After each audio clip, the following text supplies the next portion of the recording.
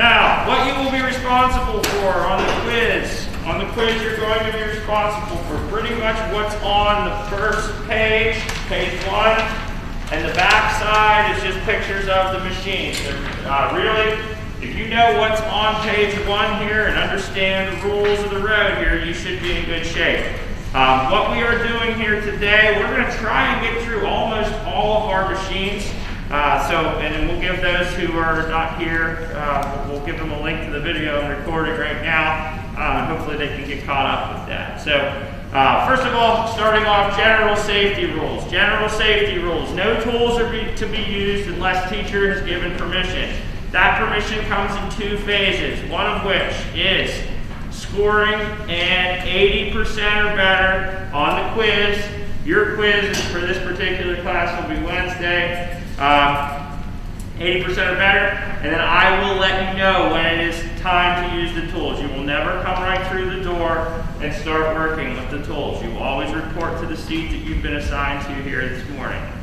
All right, next thing, safety glasses must be worn. We have safety glasses over here in our cabinet. I'm hoping that they can be in a little bit better, more organized shape than they are currently, but your safety glasses must be worn when we are using tools and machines in the lab. Now, if you have regular glasses, I will allow those to be your safety glasses because I'd rather you see what you're doing than have a piece of plastic on your face and not be able to operate the tools and see what you're doing. So, if you have glasses, you may use those as your safety glasses. Now, if you wear contacts one day, you're going to need to use a pair of these because that does not provide you the protection that you need in order to get your eyes protected. Next.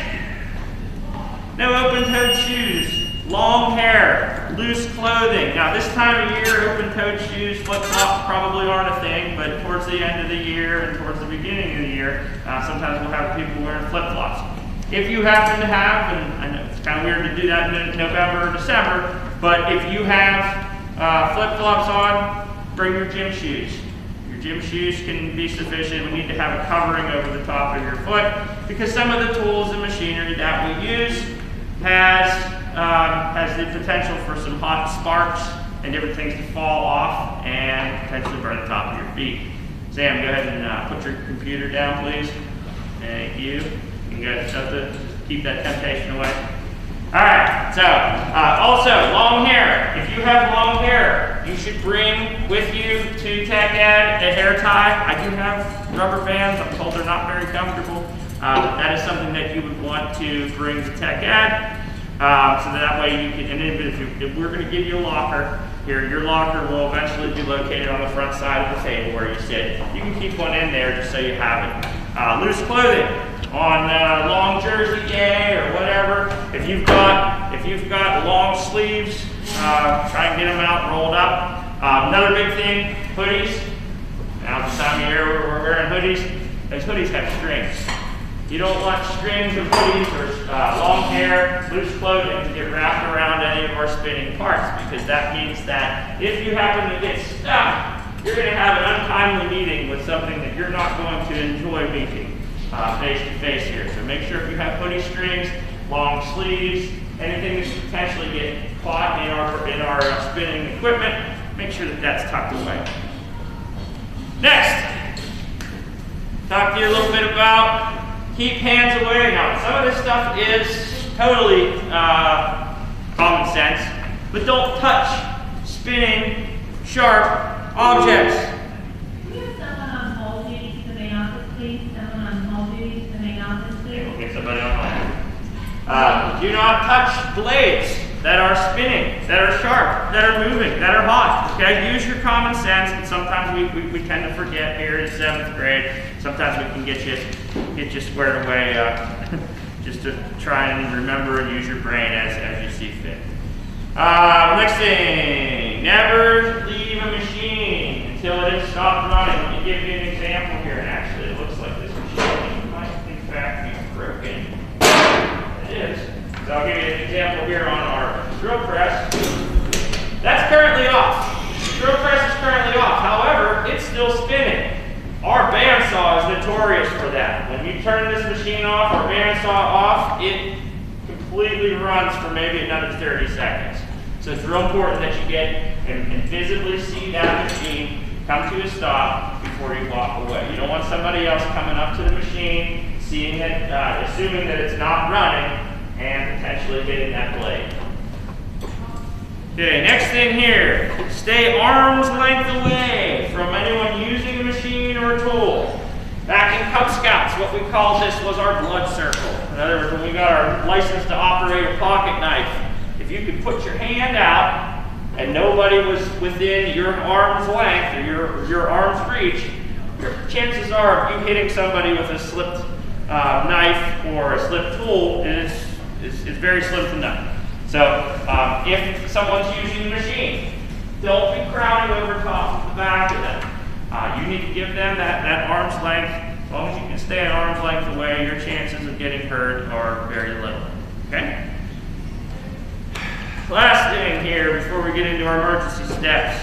Do not make adjustments without teacher supervision. Here in 7th grade, we do not even give you the ability to do adjustments. If something needs fixed, if something needs adjusted, you need to let me know and I will make the adjustments for you. Questions on our general rules there? Pretty straightforward. I know some of you have had this for STEAM already. Some of you are going to see this in a couple of days for STEAM as well. So that's our general rules. A couple things here. Next thing, emergency steps. When we have an emergency in the lab, and you'll know when that occurs. Things that normally are the way they are just doesn't seem right. Your instincts will tell you, hey, that's an emergency. We gotta follow these 3 steps. One of which, the first step, kill the power. Whether it's on the machine, you can hit the stop button, you can hit the red button on these machines to stop the power. Or if you're not able to turn that power off, or you see somebody else who is unable to turn that power off, we have emergency stop button in each corner of our lab that turns the power off to every machine in the lab. So if something bad occurs and we have an emergency, the first step is to kill the power. Kill the power. Next thing, get to safety. You do not want to try and save the day. We want you to just get the heck away from whatever it is that's going on. Say somebody accidentally cuts our electric wire here. It's sparking away, smoking, sparks flying everywhere. Don't think that you're going to save the day for your fellow classmates by coming over here and grabbing the wire. Get yourself as far away from the situation as possible. That kind of also goes along with the fact that if you were to not do so well with blood and guts, if something happens in the lab where somebody gets injured, which has happened, unfortunately it has happened, and you see blood and you start to feel lightheaded, and you don't do so good with seeing that kind of stuff, get yourself and sit down on the floor. I would much rather you sit down on the floor, my filthy dirty floor here, than fall face first into a running machine or one of our cast iron vices here. Just get yourself to safety. Last, very important though, is that you must tell the teacher. I will never get mad at you if you tell me that something happened. Don't be afraid to come to me and say, Mr. Finn, this machine broke, or Mr. Finn, I injured myself on this tool. Well, it's very important that I know what happened so that I can make sure that that doesn't happen again, and do what we can to prevent it from happening in the future. In addition to that, if there's a tool that's broken, I need to fix it. I need to make sure that that tool is properly functioning. A broken tool is an unsafe tool. I want to make sure that it is in functioning order. I will not get mad at you. Now, when I will get mad at you is if I hear about it from an email from parent at home or somebody else. Oh, my son or daughter was in your class and they chopped their finger off and I didn't even know anything about it. Do not hide things. Obviously, that's a little bit of an extreme.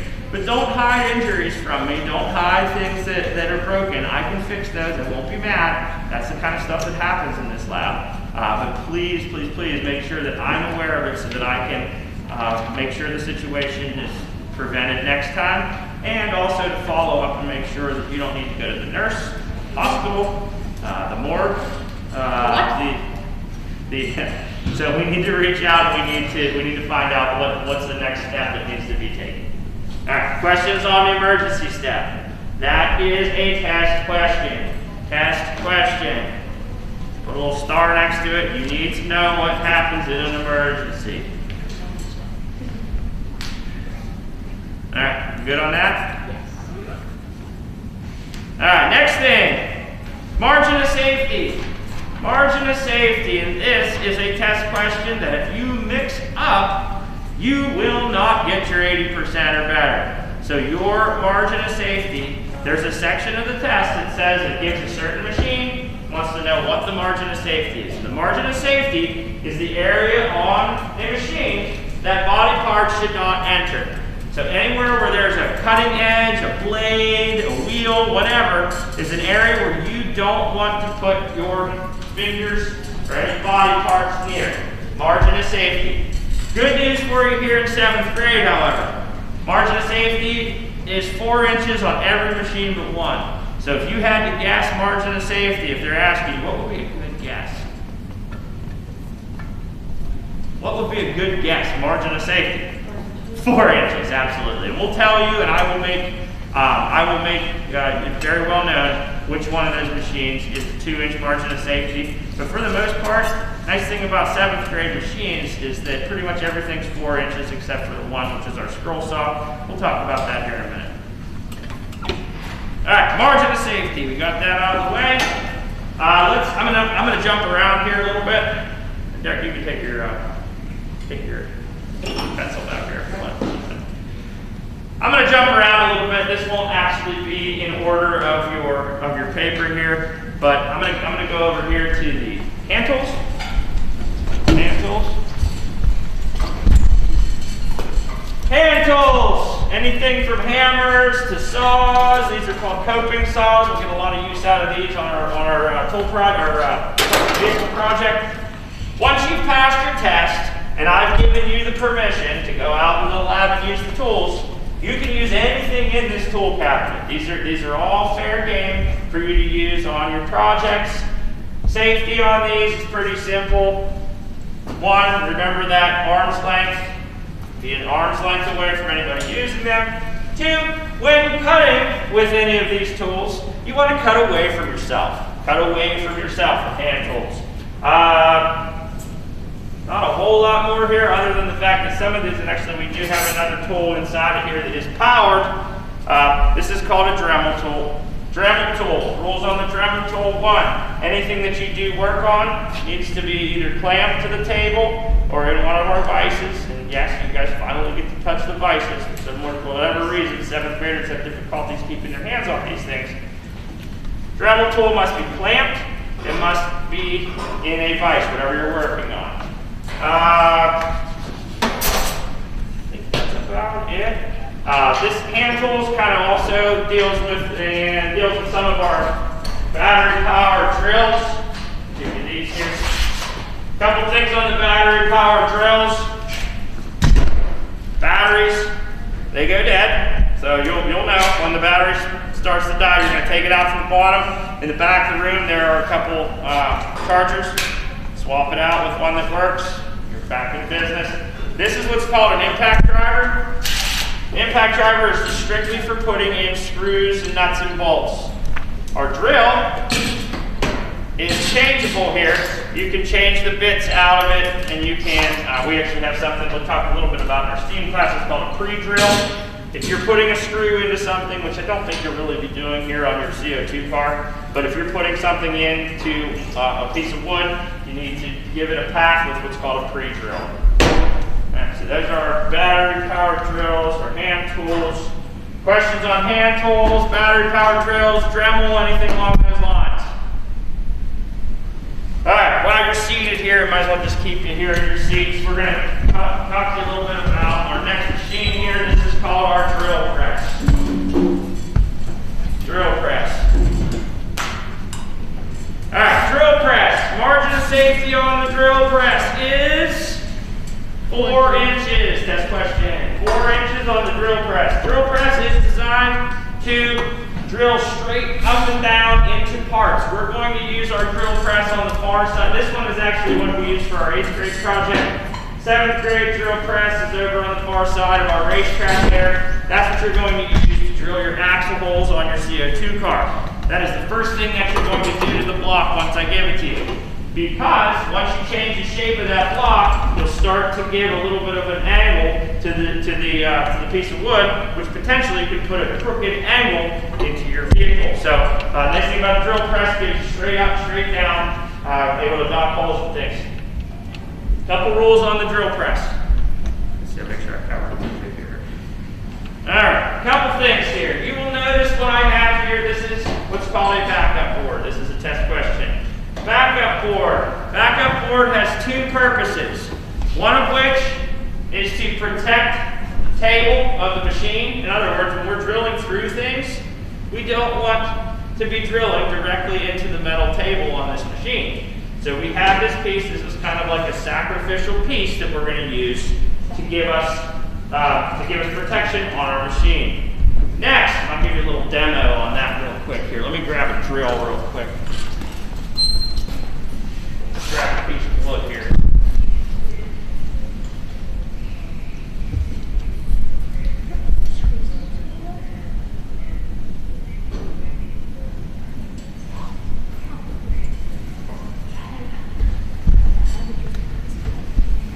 I'm going to demonstrate something that's called blowout.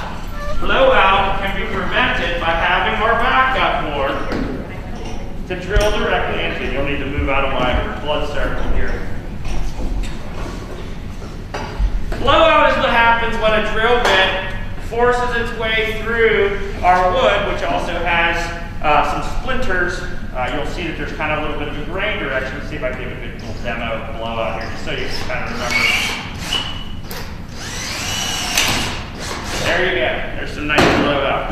Now, had I have drilled that directly into another board or a sacrificial piece, that would not have occurred. So what we want to do on our test question here, drill press. Drill press. 1, backup board protects the machine. 2, prevents blowout. Those, you'll have to list those on the quiz.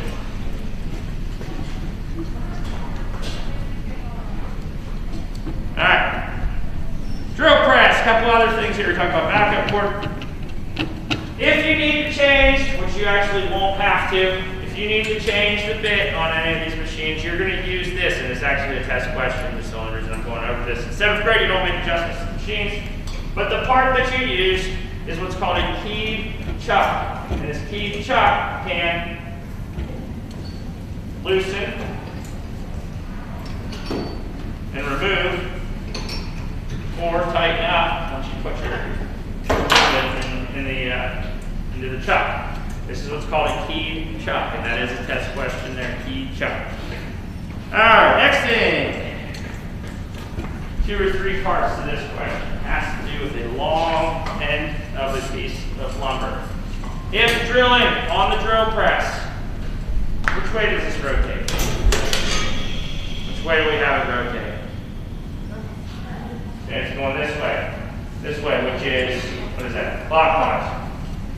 So sometimes, what will happen with our drill press is the part that we're drilling gets hung up, it gets stuck, and it starts to swing around. Now, the idea of this safety rule is that when drilling on the drill press, anything with a long end, the long end should be to the left. And the reason for that has to do with the fact that if this gets caught up in the drill press, it's spinning this way. What's it going to hit first if it's on the left?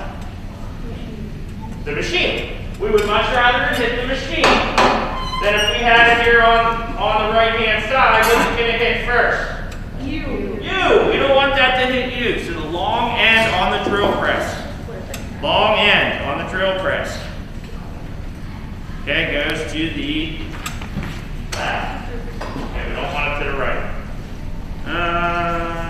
Last but not least here, we have, for our 8th grade project, we have this as a clamp, which will clamp your board down to the table up against the blowout, or the backup board.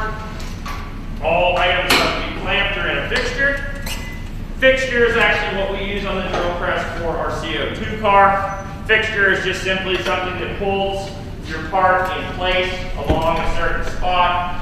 You do not need to clamp at that point because we have it in what's called a fixture. Drill press, I believe that's it. Let me make sure I got everything. Yep. Questions on the drill press? Drill press. Margin of safety on the drill press. Quick, Brett. 4. Good. Give me the catch off guard.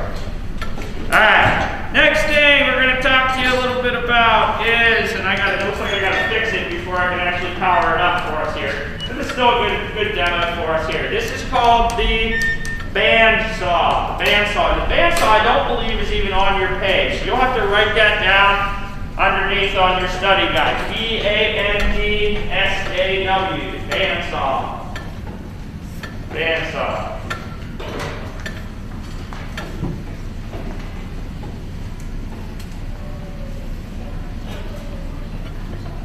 Now, as the name implies here, it's a saw blade that is a band around these two tires, these two rubber tires. I don't know what's going on with this one.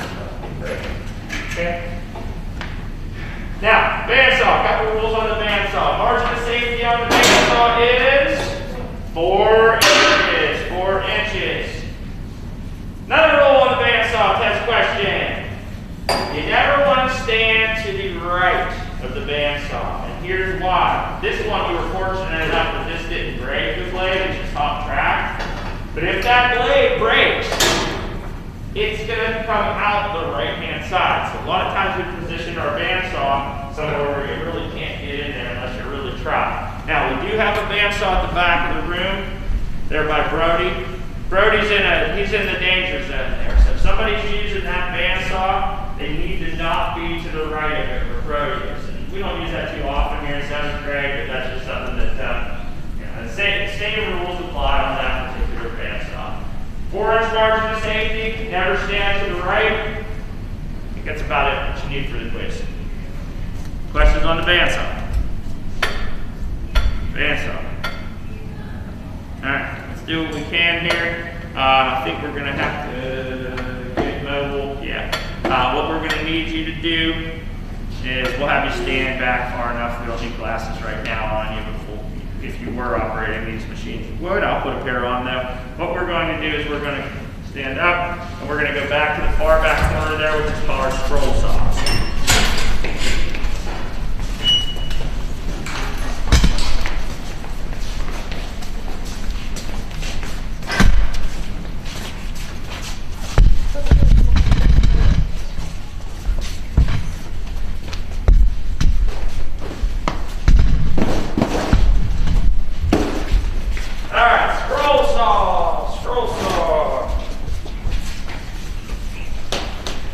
Scroll saws over here. These are all very similar. There's 4 of them here. This is the scroll saw. Margin of safety on the scroll saw is 2 inches. 2 inches. This is the one that we spoke of that we would not, that we do not have a 4-inch margin of safety on. Couple things on the scroll saw. You're always operating with your fingers on the opposite side of the blade. You never want to be pushing directly at that blade. Scroll saw, couple things here. It is for cutting what's called irregular shapes and curves. Irregular shapes and curves. I got a couple curves here that I've marked. Now, it is not okay to back out of a cut on the scroll saw. That's a test question. You would have to turn the machine off and back out of it. Now, how we can prevent that has to do with something called relief cuts. And relief cuts are just straight in, straight out cuts that provide you, as the name implies, relief along these long curved cuts. So I'll show you how to do a couple relief cuts here. Yeah. Apparently that's on the...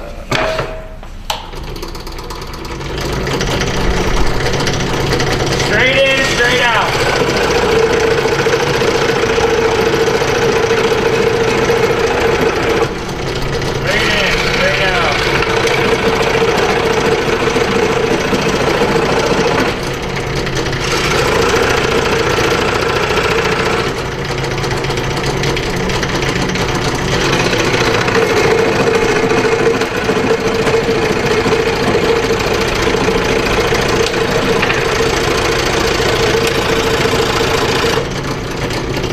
as you can see, I've left a little bit of line there for us to do some sanding. That is called an outside curve.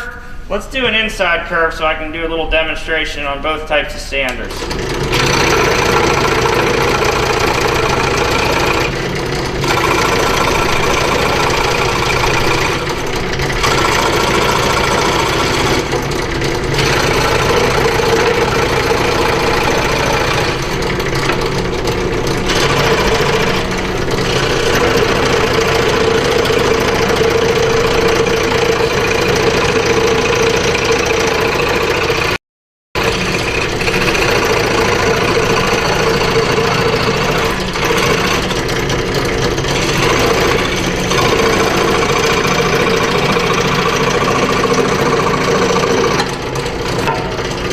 So I've got two different types of curves here. I've got one that's called the outside curve, and then we have one here that's called inside. And like I said, you want to leave a little bit of space for you to sand down. If you cut directly to your line, you end up with a smaller part than you intended, and in some cases with your CO2 car, you might be in an illegal vehicle.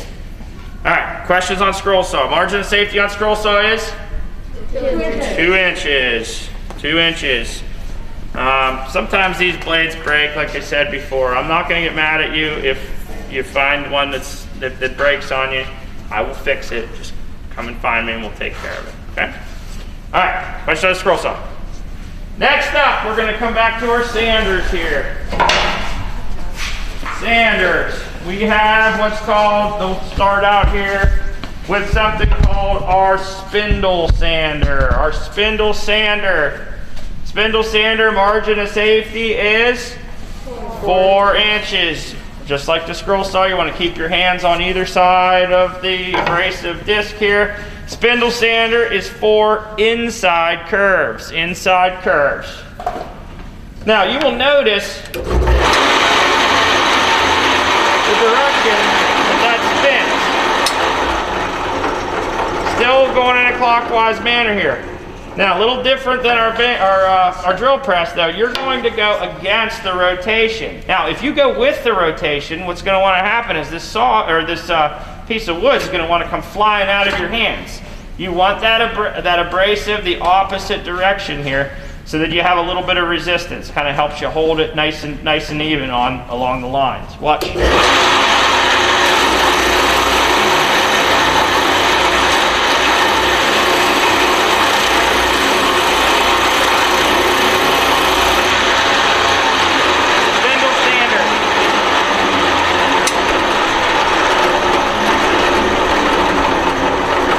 One of our rules, never walk away from a machine until you've seen it come to a full and complete stop.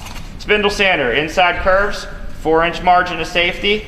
You want to go against the rotation. I think there's a test question that says something along the lines of what happens when you go with the rotation. As long as you put something along the lines of, might fly out of my hands, cart might slip, whatever, you should be in good shape. How's our time? Man, we might be able to get the bandsaw out of the way. All right, last but not least here, and I will do some review here, but I want to get this done here for the people who aren't. Anusha.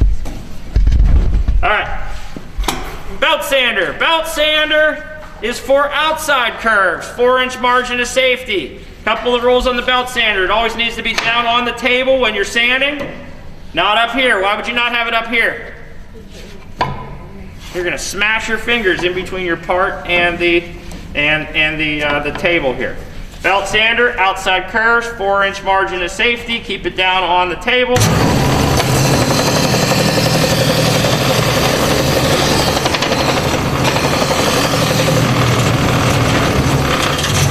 Belt sander, outside curves. Got time to finish this one? Not really. We'll pick up tomorrow with the disc sander. Go. You will be back in your seats. Go ahead and put your binder or your study sheets in your